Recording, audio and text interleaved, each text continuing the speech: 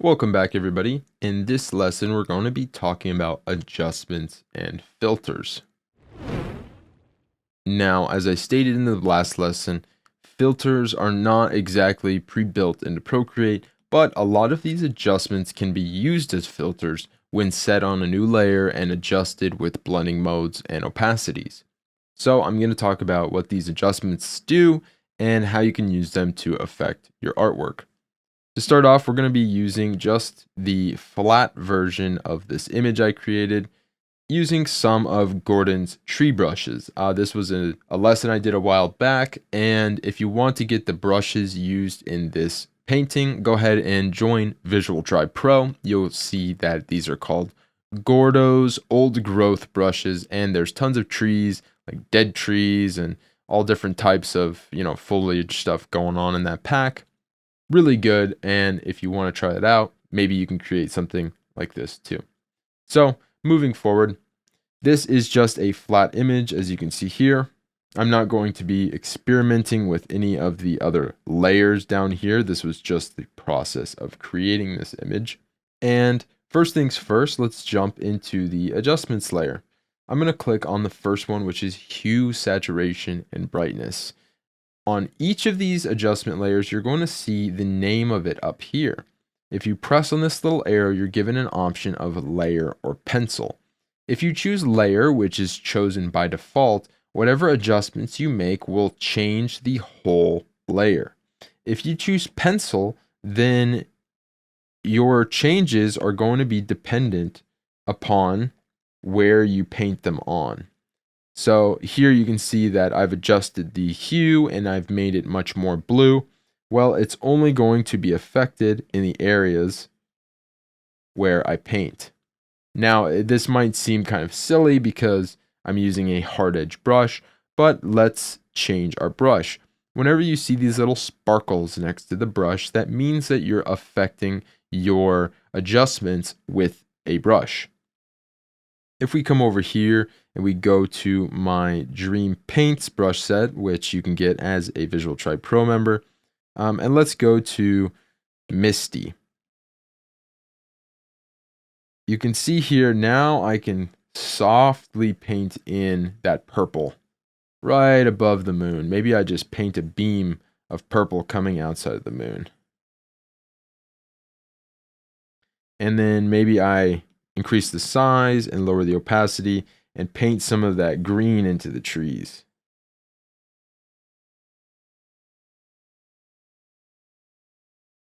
So you can see what I've done here, and by tapping on the screen, you bring up a little mini menu.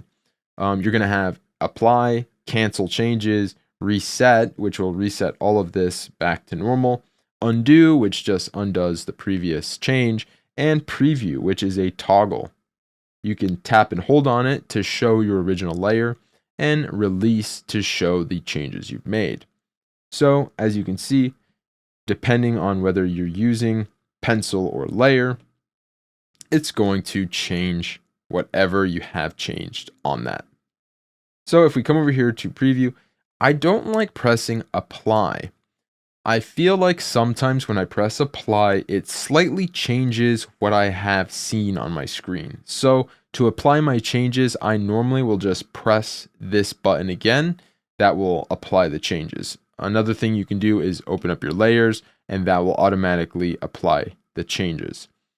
Let's again, 2 fingers to undo. And just know that the layer and brush setting applies across all of these here. So first things first, hue, saturation, and brightness is very self-explanatory. If you crank up the saturation, it just goes globally on the whole layer, adjusting the saturation. Hue is going to shift the hue, which with a painting like this, that's really sort of monochromatic. You have like really saturated pink. This could be like white, but like pink brought all the way to 100% brightness. Then you can have like pink that's so dark it's like almost purpley. So this is almost monochromatic. There is a couple more hues in here, but you can easily use your saturation slider and your hue slider and change the whole look of the painting without it getting too weird. So that's another cool thing that you can do with hue, saturation, and brightness. The next thing is going to be color balance, and this is one that I use quite a bit when I get towards the end of my painting. So here you can press on this little sun, and this opens up shadows, midtones, and highlights. You can adjust each of these color balance from each layer, from each section of color. So if we want to take the shadows and really just push them into the blues, we can do that. Add a little bit of green to kind of not make it so harsh. And then you can see you can tilt it towards cyan, or maybe push it towards red, whatever you'd like. I think this looks kind of cool. And then we can go into our midtones and say like, hey, maybe we add a little bit of magenta into the mids. We don't want to add too much blue or start affecting the highs. So let's just add a little bit of magenta into the mids. Call it good. Then let's go over to our highlights, and let's say we want to really push those reds. Pull some of the magentas out to make the moon a little bit brighter. And if we push it towards yellow, it kind of looks a little bit gross. So let's push that a little bit towards the blue side. It is the moon. The moon is cool light, so it wouldn't make sense to have it real warm like this. So push it towards the cool. And then the same way, you can tap on the screen and preview your changes. See what you've done here. So color balance is a pretty good tool to just kind of fine tune the colors. And like I said before, if you don't want to use this so harshly, you could use it as a quote filter. So if we apply that change and we had a duplicate layer of our artwork below, so that we aren't, damaging our work, we can easily go back to the previous version. If we wanted to, we can go to our opacity here and just add in a little bit of those changes. We don't have to just commit to 100% of that new layer. By adjusting the opacity, we are essentially using it as a filter, and we can slide a little bit of that on without, getting too crazy. So I don't like that change. I'm just going to duplicate that layer again, and we're back at our original artwork. Next thing we're going to see is curves, and we talked about this in the last video where we kind of ramped up the curves on a texture to increase the contrast. You're going to use it in a similar way here by putting points down on this little map and raising and lowering them. We can change how our colors are reacting on the image. So if we lower the lows and increase the highs, we're adding contrast to the image. In Procreate, there's no contrast slider, so this is your contrast filter. Take the lows down, bring the highs up, and we've added contrast. Take the highs slightly down and bring the lows slightly up, and we've muted out that image. You can see here that it's much more muted and desaturated when we kind of bring the curve a little bit more flat. You can take it to an extreme by taking the highs really far down and the lows up as well, and you can kind of muddy that image out fully. If we wanted to use this as a filter, again, in the same way, we can kind of just add a little bit and kind of just bring out a little bit of that contrast, turn that contrast down, desaturate it, and make it a little more muted. But that's what you're going to be able to do in the curves. Another thing that you can do inside the curves is adjust each of these channels separately.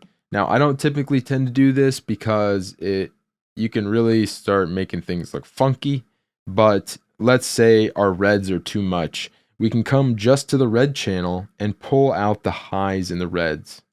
And that way, in our blues and greens, we can keep those up and we can really make this look more like a nighttime scene where we pull a lot of those like more redder colors out, because you're not going to see a lot of red when it's in the middle of the night. A lot of the things you're going to be seeing are more cooler tones, and by coming to the red channel and pulling some of those out, you can create some pretty cool effects. So that's always there as an option.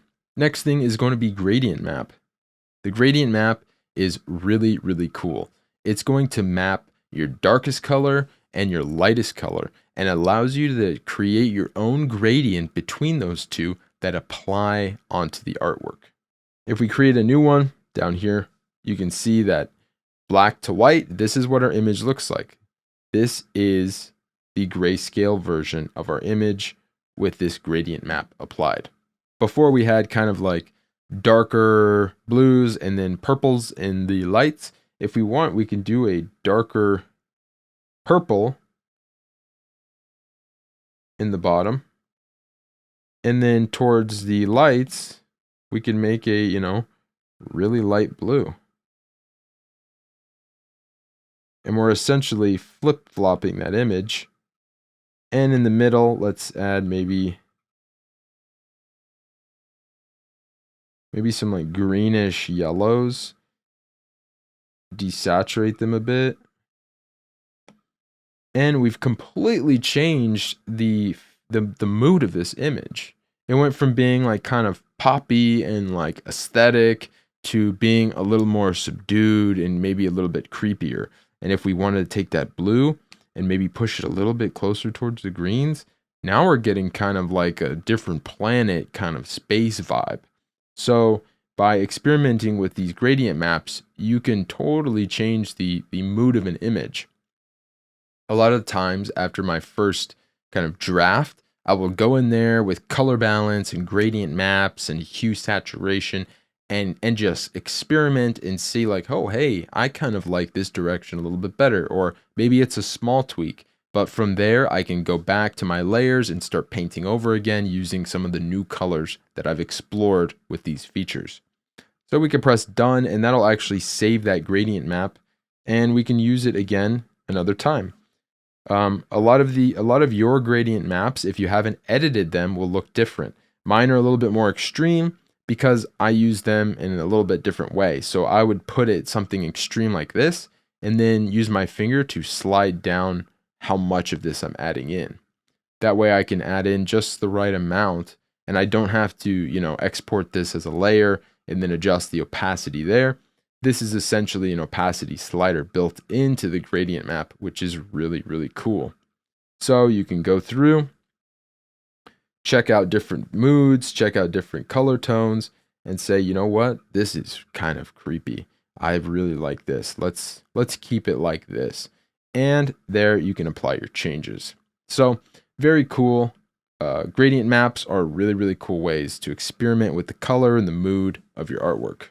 Next is going to be Gaussian Blur, and maybe it's Gaussian Blur. I'm pretty sure it's pronounced Gaussian Blur, but I say Gaussian Blur because I get to decide how I pronounce things. So Gaussian Blur is what it's called for me, and basically it is just a blur. It is a standard blur setting, and you can use it not only across your whole layer, but you can use the selection tool and kind of select a specific area. Come over here to Gaussian Blur and just blur that section out. There are many different ways you can use this, and it all just depends on your project, but just know that it's there, an easy Gaussian Blur. You can also come over to the pencil setting and then come over here with your soft brush, and let's just say you want to have the focal on the moon, but these trees are really crisp and they are taking away some of that attention. So if we just paint in some blur around the trees, we might want to turn up the opacity of this brush. Oh, that's a little bit too much. And we just paint in some blur kind of around, and it gives us kind of like a tilt shift effect when you blur the top and you blur the bottom. Now you can see if I turn it off and on, you can see that it's kind of giving a little bit more focus in the center since we went so crazy and we blurred all the outside. So that's another way you could use the pencil function to blur only specific areas to enhance your work. The next one in here is going to be motion blur. And this is like if you have a car that's going really fast, you can select the headlights and pull them sideways and get a really cool motion blur.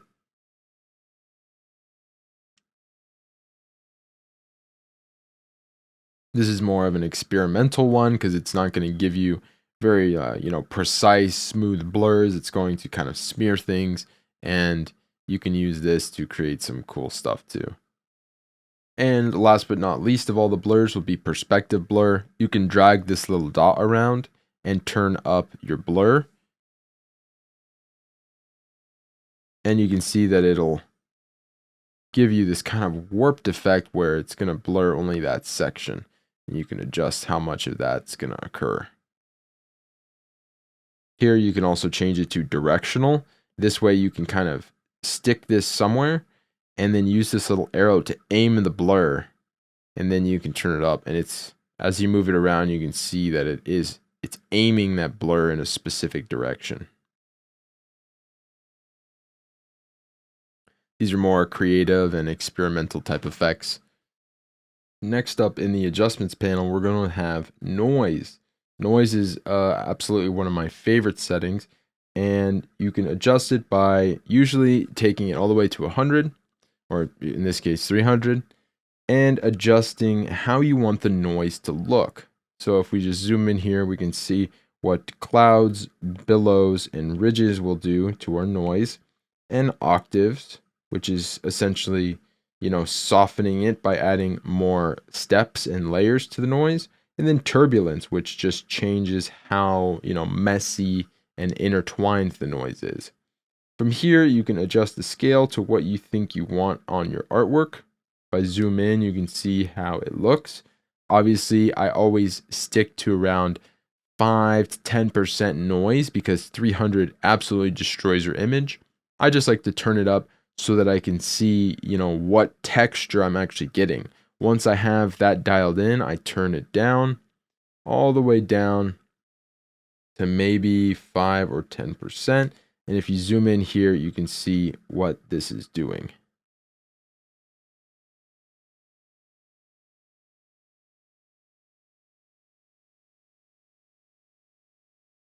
Once you have that selected, you can fine tune it and get your noise. I usually add noise to all my images once they're finished. Now this does increase your file size a little bit, but I think it gives it a nice cohesive texture that ties in the whole image together. Inside the noise setting, you also have this little lightning bolt over here, and this will change it from single, multi, and also you could turn on and off additive noise. So if we crank this all the way up, and we increase the scale, and let's see what this does. So additive goes ahead and adds also color to the noise, and multi adds lots of color to the noise. Typically, I keep it on single with additive turned on, but if you want to get crazy, you can scale this down and get a lot more, color noise into that. Instead of just texture, you're adding a lot of color noise.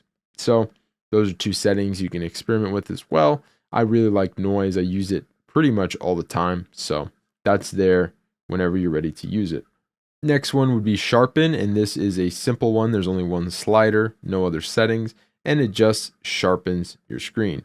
So I already have noise applied to this. So when I add Sharpen, you can tell that it really sharpens all of that noise. You have to be careful because when you add too much Sharpen, it really can make your work look tacky. Typically, you just want to add maybe a few percent to see, if your edges really lighten up. Sometimes it makes your image worse, and you have to be prepared for that. You don't want to add everything. You want to, make creative decisions with your filters and your adjustments and find out what's going to work best for your piece. The next one that we'll see here is Bloom, and Bloom is going to blow out the highlights of your image and add a bit of glow. If we just crank that up, you can see what it does, but I like to add maybe like 50%, and then once I see how it affects the art, come down here and start experimenting with these sliders. Maybe we want the size to be a little bit more to make it softer, and then turn the burn down a bit. And then from here, we can adjust, our percentage again. But if you just start adjusting these bottom settings while it's still at 0, you're not going to really see what they're doing. So then once you could see like, hey, I really like that it's adding a lot of that light into the clouds again and giving the moon some glow. Boom, that's how you're going to use bloom. You're going to just fine tune it and see what works best for the image. I mean, I can't say it enough. A lot of these settings are super subjective. So experiment with them and find out what works for you and your style of work. Bloom is really useful, but it can be overdone just like any of these settings. Glitch is more of an experimental feature. I don't find myself using it in finished artworks, but I've seen people use it very tastefully. You just have to have some fun and, play around with it a bit. You can try to implement these in your animations by adding a couple glitch frames in between to get some pretty cool effects. But overall, these are just different types of glitch.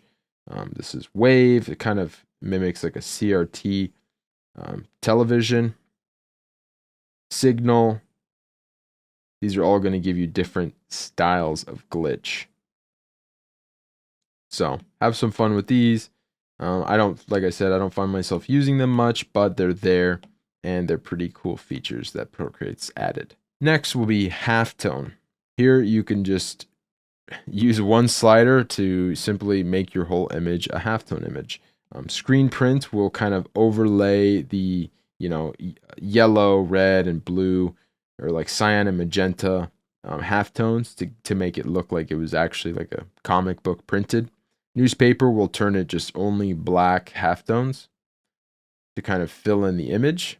I think this one's a pretty cool setting, although I don't typically use it very much. I've seen some of the examples of people using this setting in Procreate for their work, and they've done really cool things with it.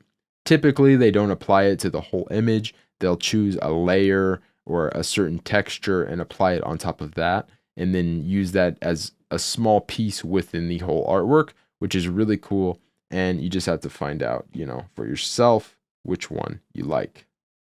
Chromatic Aberration. This one's going to give you a little bit of blur and glow and, chromatic aberrations. It's going to be trying to mimic a camera effect that happens where you have a bit of color blurring and separation between the color channels. I think it's a really cool effect. If used, tastefully, a little bit here, a little bit there, you can get some pretty tasteful use of chromatic aberration in your art. The transition is just going to make it a bit smoother, and the fall off is going to choose how far away from the original point you're having any of that chromatic aberration. So experiment with that as well. And the last two settings inside the adjustments window are going to be Liquify and Clone. Now these don't work anything like the other ones do. If you open up Liquify, you'll see that you're given a whole new window of settings down here. Push, twirl, pinch, expand, crystals, edge, reconstruct, and so on. If we use push and we have our brush size turned up, and the pressure, which is the amount of push that we're going to have, you can simply push. It's like a warp setting. If we come over to adjust, we can dial back however much of that we want to add, which is really cool. We can also choose reset to just reset it back to normal. You can use your twirl. You can use edge to kind of bring it all to an edge. Crystals to add like different textures inside there. And pinch to, pinch the image inward. And then of course, strength, you can come back and choose how much of that you want to add. You can also choose reconstruct, which will kind of undo in only a area that you've selected. So we could just reconstruct just the moon and then come to adjust, and then we're adjusting just the stuff around the moon. So you can experiment with Liquify and have some really cool stuff going on in here, but typically I use Liquify a lot in the sketching phase. You can come in here and you can push things around. Let's reset this and go to push. You can push around your sketch and you can kind of change the shape of things. And once you get it, say like, hey, I really like how this is shaped, then I would go in and redraw it because it kind of will pinch your lines and make them look weird. This way you can get really cool effects and use it to help your layout and your end drawing without ending up with like some obviously like smeared stuff, which can sometimes be tacky. You just don't want to overdo it. Have fun experimenting with Liquify in your projects as well.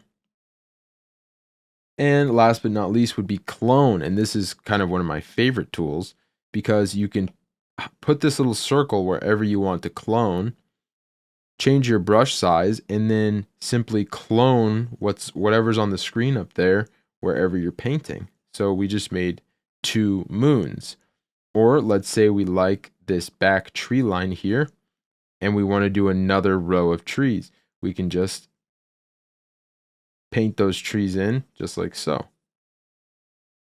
Here I've crossed the edge and you see I have a pretty harsh line here. You could just bring this back to there and continue on painting. So here's an example where it looks really bad, but let's say you have a paper texture that doesn't go to the edge of the screen. You can just put this little guy there and then paint up the edge of the screen with the texture. And a lot of times you can make it look really smooth and really seamless. The clone tool is very, very good at that. You could also use this for photo touch-ups and stuff like that, but I don't do a ton of work in that realm, so I haven't used it much there. But I know it's capable of a lot. It's a really good clone tool, and like the others, you can choose which brush you want to use for the clone. I hope this video helped a ton. We went over all of this stuff here in the adjustments panel. You can use these like filters. You can use them like adjustments. You can combine them, use blending modes and opacities, and get some really cool stuff. In the next video, we're going to be talking about how to add text and fonts inside Procreate. And I hope you learned something here, and I'll see you in the next one.